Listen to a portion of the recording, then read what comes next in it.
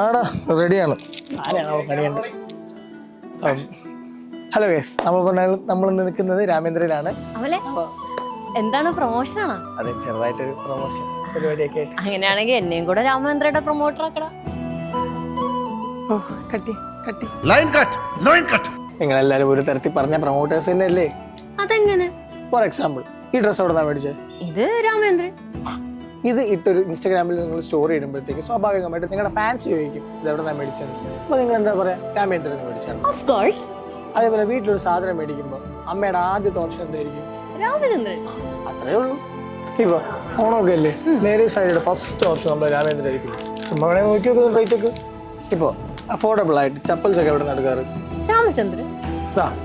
fresh vegetables ആണെങ്കിൽ